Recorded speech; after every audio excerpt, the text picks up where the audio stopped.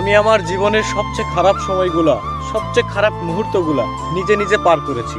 নিজের সাথে নিজে যুদ্ধ করে পার করেছি। আমার খারাপ সময়ে আমি আমার পাশে কাউকে পাইনি, তবে আমার সুসময়ে আমার ভালোবাসার মানুষের অভাব ছিল না, আমার শুভাকাঙ্ক্ষীর অভাব ছিল না।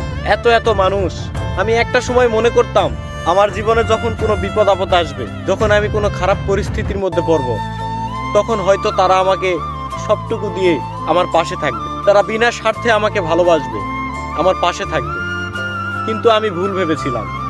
আসলে ভাই, এই স্বার্থের দুনিয়ায়, নিষ্ঠুর পৃথিবীতে আপনাকে কেউ স্বার্থ ছাড়া ভালোবাসে না।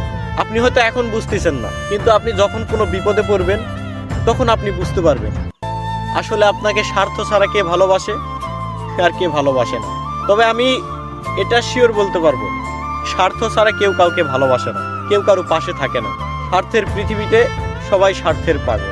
দম বন্ধ হয়ে আসতো একটা সময়, কাউকে কিছু বলতে পারতাম না। অন্ধকার ঘরে নিঃশব্দে শুধু কেঁদেছি।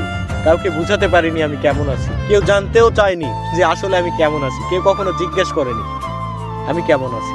সেই মুহূর্তগুলো আমি নিজে একা একা পার করেছি। কেউ বুঝেনি তখন আমার, না বুঝেছে পরিবারের মানুষ, না বুঝেছে আমার জীবনে জড়িত থাকা আমার ভালোবাসার প্রিয় মানুষগুলো। তবে আমার জীবনে কিছু কিছু মানুষ আছে যাদের কথা না বললেই নয়। তারা আমার পাশে থেকেছে সব সময় বিনা স্বার্থে। সেই সকল মানুষদের জানাই অসংখ্য ধন্যবাদ। তবে যারা আমার খারাপ সময়ে, আমার খারাপ পরিস্থিতিতে যারা আমাকে এড়িয়ে চলেছে, তাদেরকে অসংখ্য ধন্যবাদ। কারণ আমি তাদের আসল চেহারাটা বুঝতে পারছি, আসল রূপটা দেখতে পাইছি। অসংখ্য ধন্যবাদ আপনাদের। তবে ভাই, জীবনে খারাপ পরিস্থিতি, খারাপ সময় না আসলে আপনি কখনোই মানুষ চিনবেন না, এটাই বাস্তব।